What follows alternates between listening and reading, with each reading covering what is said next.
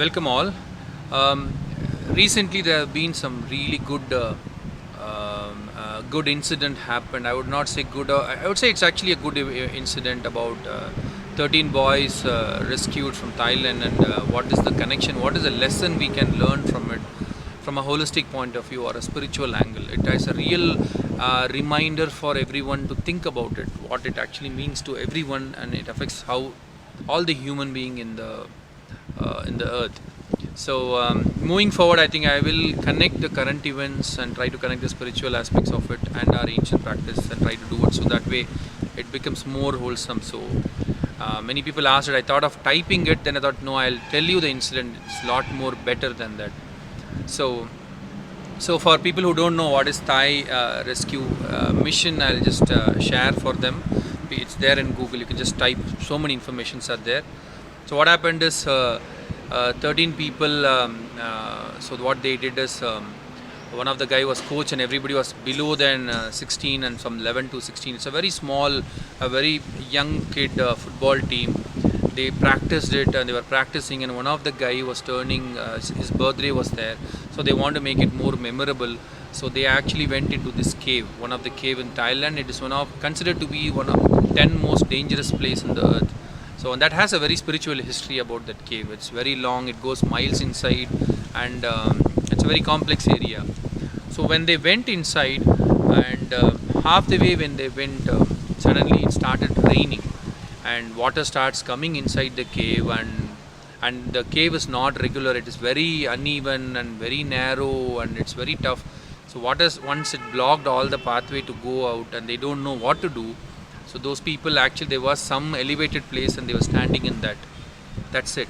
So that's all, and they were there for 17 days in darkness, which is completely I think it's opening a new eye to everyone. So what happened after that? So after that, what happened is immediately the next day, parents, they found out that these kids are inside the cave. And the beauty of here, what we should learn is none of them panicked here. Nobody blamed the government. Nobody blamed the local authorities. Nobody started posting social media message, and none of them posted in WhatsApp to pray these people. They actually went physically to that spot, entrance of that cave, and everybody united together. All form of religious people, non-religious people, they sat there and they started praying for them. That is something we all should learn from it. Because anything happens here in India, instantly we are ready to blame on someone. It's all because of the government or that government or the present government, or it is the local authorities, the government staff or the NGO or anything. We are ready to throw all our garbage in somebody else's mouth. Okay, we forget all the time that we are responsible for making them our leaders. Okay, we have to be blamed. They can't be blamed. You know he's going to cheat you, and you've given them the power. Obviously he's doing what he's good at, so there's no point. But these people went the final way of surrender, which we call the surrender is the ultimate weapon. The prayer and surrender. It's a beautiful word, I would say. Because surrender, people think like it's like you're surrendering your ego. Nothing. That's the best thing you can give.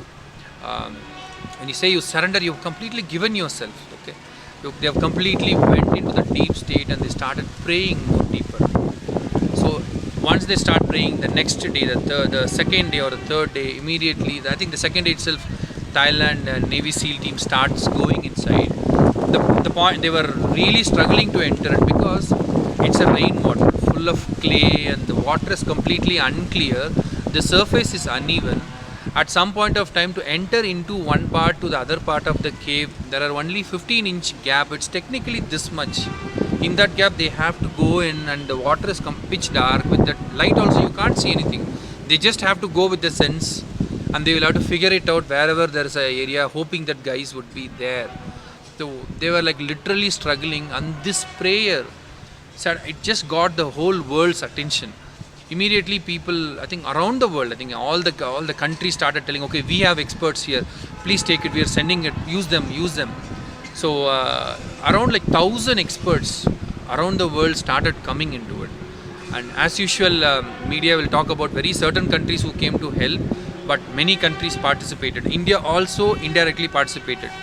So a lot of immediately US Air Force people came, divers came, and British people, they came, Israel, lot of country, they send in their experts. Okay, we have experts, use them.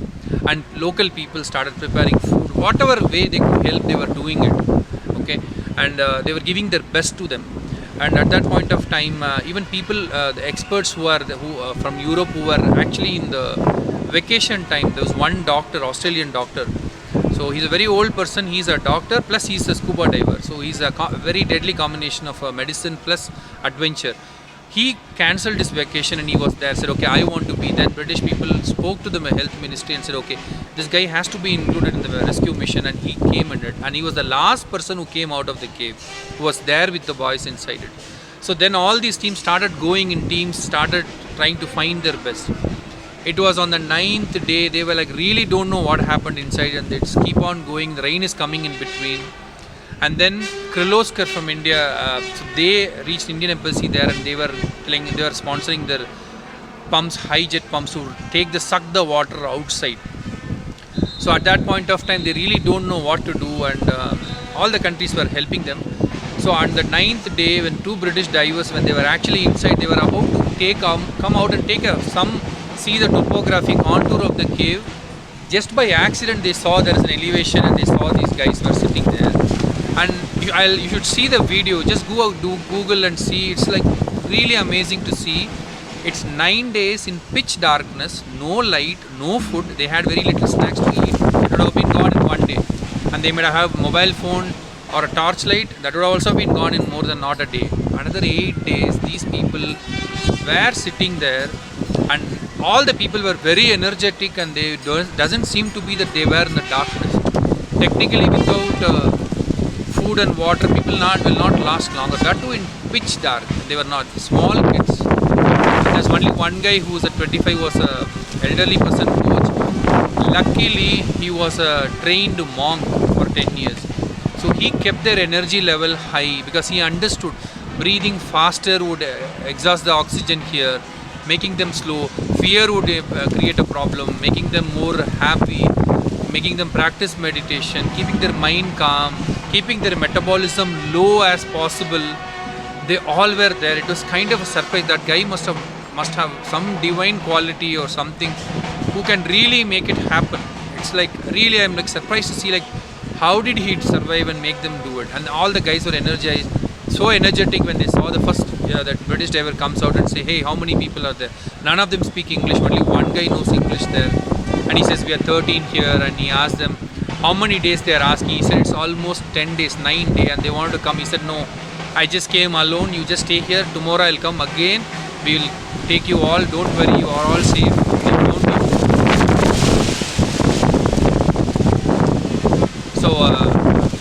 So that's on the 9th day they found out, and then they came out and they know the location now. There's one rope that goes inside so that they can be in touch. So what happens is now the real challenge was how do we bring them out? It's a very risky job because all these guys doesn't know to swim and they never tried scuba diving. In that condition, it's not highly impossible for them to do it. So one team suggested, okay, let's go there, we'll send scuba diver, ask them, train them and bring one by one out. That's one suggestion. And the number 2 suggestion was they wanted to actually take the water out. They were trying their best still from 50 centimeters to 30 centimeters. There was some reduction in water, but rain was again coming. They were really battling against the nature here. And the third option was they have to go above the hill, make a drill to a nearest tunnel, and then go inside and bring these guys out. That is another 6 to 7 kilometers of, less than 7 kilometers of a long hole they have to dig. So now though we have technologies, we have the experts from all around the world, and the whole world is praying for them, still they didn't know what to do. They were in that kind of situation. And people like Elon Musk made a comment. He was suggesting he was prototyping a submarine, a child submarine, where they could put the child, close it, and they can bring the capsule outside. He was actually testing it parallelly. It's I'll send my engineers. All the efforts were given. So finally they decided, okay, the D-Day. The D-Day means it's the day mission, they call it as in army. So all the team, they decided, okay, we'll go one by one. So when they went the second time, the doctor stayed there with them, and they were given some gel-based protein food where they can have little bit and they can survive. And they brought in the internet connection. They wanted to get the fiber optic cable, so at least live parents can see. Seeing the parents, the kids would have a very good energy and they can keep up the spirit. But they saw some kids were really going down, and they bought, so that fiber optic cable break in between. So they bought the letters from parents and they gave it to the kids, and kids were giving reply. And the coach has sent a letter asking them for forgiveness, that he will never do this mistake again, and he will make sure all the kids come out. If you actually see the coach spirit, no, he was the last person who ate everything. Anything he was given to him, he said, no, you all have it, you all be fine. And he was so worried about everyone. It's such a humble soul who made sure everybody was right, in the right spirit. That is the key here. Being in the dark where you can't see anyone, you can only feel everyone holding each other's hand, and they were doing it, which is kind of really a surprise factor, how a human being can be so humble and help all these people. So that is something we all have to learn from it. So then people started going in, and they started one by one they started coming out. So first the 4 guys came in, and they were slightly sedated because they were worried divers, like whether these guys would get panic in the water. So they were slightly sedated is what they say, but still reports are not clear whether it's how much they were sedated or not. But everybody came in a stretcher outside. First day 3, and the next day 4 people came, and the last day the coach and everyone came. Finally the doctor who came outside. And during all this, many divers were spending going inside trying to refill the oxygen cylinder, and one Thai SEAL expert who went in, and he actually lost his life. The oxygen was exhausted when he was working too hard, and he gave his life to save those people. So now the question is here, what did these people, what is the lesson we can learn from it? So one is, we all know we are going back to nature. No matter whatever technology wise we grow, when we are trying to battle against nature, nothing can win against nature. That's one of the precious lessons we can learn. And the power of prayers and meditation that did miracle. The guy who practiced meditation, who did some serious miracle there, saving those young boys there, and they were like together with so high energy. But now my question to you all is like, why do we do you think that only in this time all the good forces can join? Do you think all these days when this Thai rescue was happening, none of the kids, none of the problem was there around the world? No. Constantly there has been problems, constantly there are some things. Why don't we all together focus our energy? When the whole globe focuses on a very specific cause, it is a responsibility of a nature to manifest those things. It will immediately bring in the dots and it will make it happen. That's the secret of nature, laws of attraction. So this is a classic example of how this can happen in our life. So that is something we have to learn, and we all have to train our mind to see good news, because people always say social media is known for spreading bad news, right? Calculate how many good news you remember in social media than this girl died, somebody was happening, mobile phone busted, or this child is still searching parent, that child would have got married now. Still people are searching in WhatsApp. Our mind is trained or been conditioned by media to attract bad news. Do you know, during this time, one simple tweet made by somebody in a railway station saved 23 girls in UP who are being trafficked. He just saw 23 girls were uneasy, crying in a compartment. He just made one tweet to Prime Minister office. He marked railway minister and some other ministers. Within the next stop, all the 23 girls were rescued. Where is the news? Have you all heard it? No. Like that, there are a lot of good news is also happening. We just need to understand how to use social media. You can't just blame social media as bad. It's a tool. It's like a knife here. You can use the knife to cut a vegetable, or you can harm someone. Same thing does the social media. I'm not in social media, I'm going to be. No, it's just that you are not equipped to use it. So try to train your mind to see good things in life. And whenever you see some kind of things, daily there is some problem. Everybody needs our help. It is good to be collective souls, collect a group of people or collective conscious and pray for someone. And this surrender prayer or meditation, more than meditation, prayers and surrender is the ultimate tool. People who have been in spiritual practice or holistic living, everybody would vouch for surrender and prayer. This is a lesson that we all have to learn from this particular amazing incident happened to teach us a lesson or remind us back that we have to be in that prayer, we have to surrender to nature. That's the ultimate goal. So that's what I have learned it, and that's what I see as my observation. And feel free to share what other lessons we can pick it up and we can practice in our day-to-day life. So that's all, and I'll see you in the next video. Thank you.